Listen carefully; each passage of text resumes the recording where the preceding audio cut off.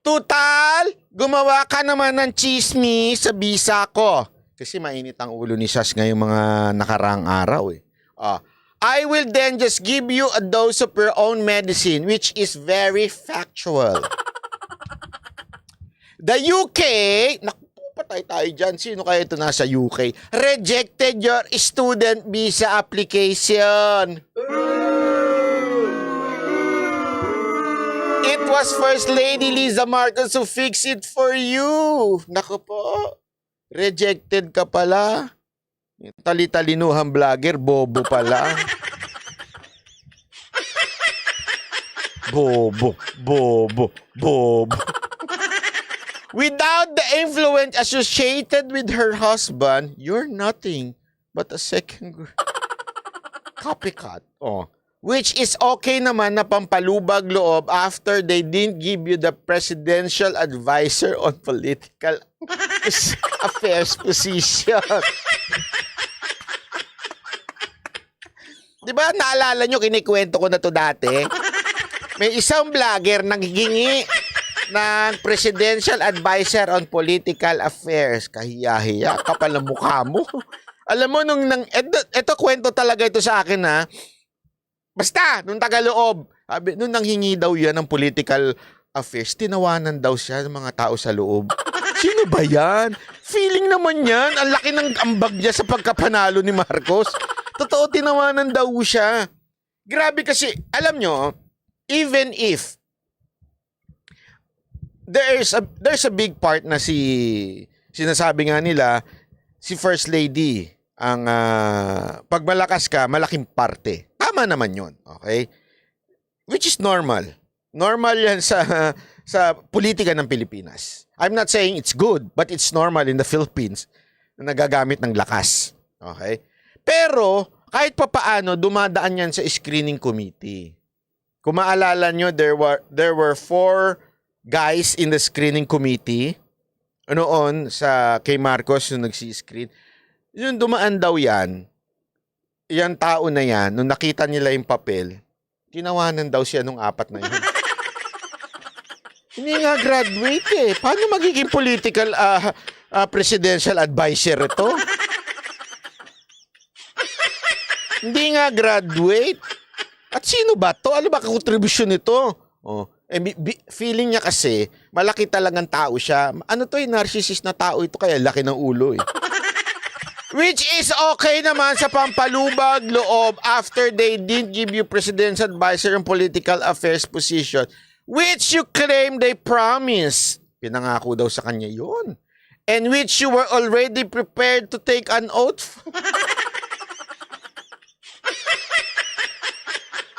Ay, mali. Ay, walang iliig. Ay, tambalos-los na Pinoy. Surely, duly elected, appointed person of this, if this administration will serve the country in best interest. Ang kapal mo dahil. Ready na ang oath mo, ha? Sino gumawa? AI? Chat GPT? They told you it was Bico stop your appointment. Alam ko yan. Oh well, you're not as smart as we thought you were. By now, you should already know what's going on, no? But let me just put it to your crudely ba tawag dyan? You lost your case against Jobber while BBM is president. Reza, the wedding godmother of Jobber, got acquitted. Di ba sinabi ko sa inyo yan? Sinabi ko sa inyo yan eh, noon. Dahil sa pag-convict sa kaso niya, hawak siya ngayon sa liig. Hindi siya makakagalaw. Sa bagay, hindi naman makagalaw liig nun. Hindi talaga siya makakagalaw. Bakit? Wala eh. Convicted siya. If you didn't act like a feudal lord to be last year, I would have included you in my settlement case with Jobber. Kasi nagkaroon ng settlement case na kinikwento si Sas kay Jobber para nagkaroon ng kasunduan. Kesa daw na sumali itong si Tambaluslos na Pinoy, nagmayabang pa, parang something like that. inaway pa si Sas. Ay kaya tuloy, buti parang ang nangyari na nawala na kay Sas. Ang nakasuhan na ngayon si Tambaluslos.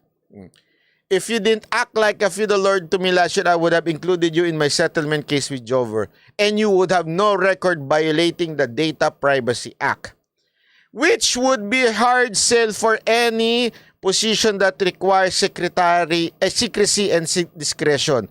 You are on leash, my dear.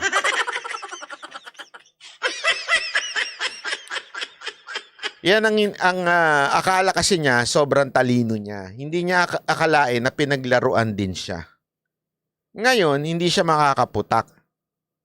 Tandaan niya, convicted siya dito sa kaso niya na ito.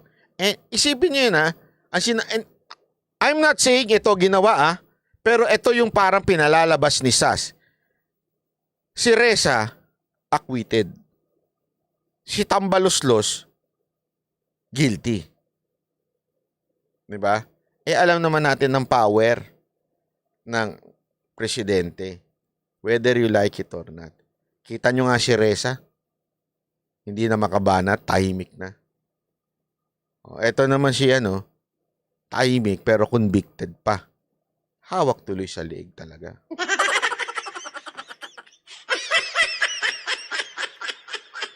Wala. Isipin nyo yan. Tandaan ninyo, nakalimutan kasi nitong isang narcissist na ito. 6 na taon lang ang pagtakbo ang pagiging presidente. Isipin nyo, even if nabigyan siya ng limpak-limpak na salapi, milyon-milyon, ika nga, at napag-aral siya doon sa UK. Di umano, sabi ni Sas.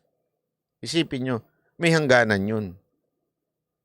You have to return unless makapagtrabaho ka siguro, diyan ka na, forever ka na diyan.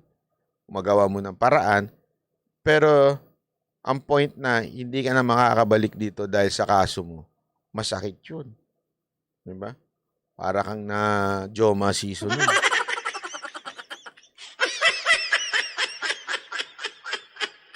So, hindi na siya makakapag-ingay. Kahit ano pang ingay-ingay niyang gawin niya dyan, wala na. Alam mo, ang problema kasi sa tao na ito, itong Tambaluslos na ito, ang problema kasi, yung yabang niya, umabot na talaga sa ulo. Kaya nga, laki ng ulo niyan. Hindi, walang biro Alam mo, yung pagiging matalino, magaling, impluensya, panahon yan Hindi ka dapat yayabang yan. Wag kang layabang dyan. Kasi anytime na gumawa ka ng hindi maganda sa kapwa mo, na madalas niyang gawin noon. Madalas niyang gawin hindi lang sa kapwa niya, pati sa mga close na kaibigan niya. Kasi balita ako nga Hindi ko na lang sasabihin kung sino nagsabi. Ito daw ang nagpatanggal sa isang sekretary. 2 pala, hindi pala isa, 2 ang pinatanggal niya. Ganun ka siya dahil nakatikim siya ng ganung suhol, ika nga. Ano ibig sabihin ng suhol? Feeling niya kasi, nakinig sa kanya. Yun ang pakiramdam niya. Feeling niya, pinakinggan siya doon sa 2 napatanggal niyang sekretary. Okay. Sabihin na natin na pinakinggan ka nga. But it doesn't mean you will be forever demanding. Ika nga. May hangganan yan, kapatid. Yang pagiging mayabang mo. May hangganan yan. Dahil sabi niya, hindi lahat ng giging mayabang ay nagtatagumpay. Oo. Sa maikling panahon, maaari kang magtagumpay. But always remember, the last will be the first. And the first will always be the last.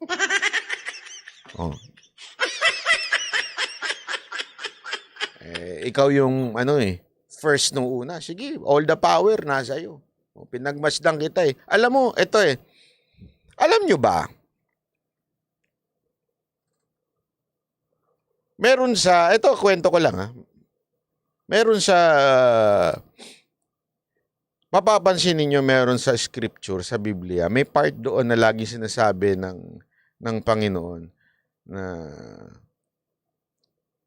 pagka sa sobrang kasamaan ng tao, hinahayaan na lang. parang binibitawan na lang. Anong ibig sabihin nun? Hinahayaan. Let yung kanyang kasamaan, kainin siya. Bakit? Para mag-repent siya. Eventually in the future. Hinahayaan yun. Sa madaling salita, ang nabasa ko dito sa tao nito, yung pagiging powerful niya, doon sa simula, hinayaan siya, sige, okay. Powerful ka, mayabang ka. O sige. Maka-impluwensya ka. Pero umabot na siya dun sa hangganan na mismong yung pagiging powerful niya, nairita ng mga taong nasa paligid niya. And eventually, nadali siya. At ito, dali nga siya. Ngayon, daling-dali ho siya. Sa kaso na yan. Alam mo, whatever money you have, pag ikaw ay may conviction, napakahirap po niya sa lahat ng bagay. Sa pagkuha ng kung ano-ano. If you are a convicted person. Kaya nga, ang tama yung sinabi ni Sas dito, nakalish siya eh. Nakatali ika nga yung leeg niya. Wala na siyang choice eh. Yan na yan eh. So umabot na siya dun sa hangganan na wala ka na. Ngayon, hindi ka na makakabalik sa eksena. Galit na sa'yo lahat ng tao. Pahiya ka na. Yung mismong kaibigan mo pinagkatiwalaan mo, tinarantado mo pa. Kasi nga, feeling niya, makapangyarihan tao siya. Above na siya sa lahat ng kaibigan niya. Oh. Problema, tandaan ninyo, si Sas at saka itong taon to, ganun yan. Ibig sabihin, alam niyang baho niyan isa't isa. Si Sas, walang pakialam yan. Alam niyo yun? Wala akong pakialam yan si Sas sa siraan, yung banatan. Ay, kumakain. Alam mo, hindi man kami magkapareho ng ano niyan, ng pananaw sa buhay niyan, pero mabigat kalaban niya si Sas. Kasi, yan yung hindi takot na makapaglabasan ng baho. Kasi nilabas niya naman na baho niya eh. Diba? Sinabi niya na kung saan siya nanggaling, kung ano nakaraan niya. So wala ka na masisira sa kanya eh. Yun na lang sigurong iba ang paniniwala niya. Ganon. Yun lang ang pwede mong ibanat sa kanya. Pero that's it. Wala na.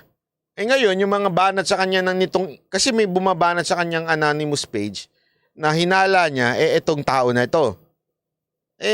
Tingnan nyo, hindi naman nakakarama. Parang gano'n na nga. Bumalentong. Nag-ricochet yung mga banat itong anonymous page sa kanya. Naglabas siya ng lahat ng mga conversation. Na talaga nga naman ang kapal ng mukha nitong tambalos-los na Pinoy na ito. Alam mo, ito nung una, maraming pumupuna sa akin, bakit ko daw binabanatan yan, tambalos-los na yan. Diba? Maraming nagagalit sa akin kasi marami ring followers yan eh. Para rin si Libayan yan, kulto followers yan. Wala ka naman yan, matalino to, nagre-research to. Mga ganyan-ganyan, diba? Eksena, wala akong pakialam. Ano nagre-research? Ang mali.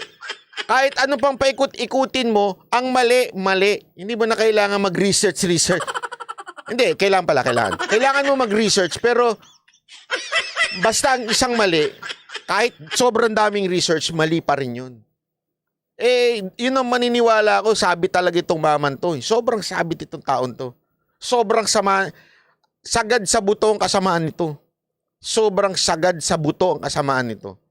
Ay sabi ko, I will watch you fall down. Alam mo kung bakit? Walang masamang tao na forever magtatagumpay. Tandaan nyo yan. Wala. Bakit to? Hindi ako nagsabi niyan, Diyos eh. Walang masamang tao na forever matagumpay sa buhay. Meron yan.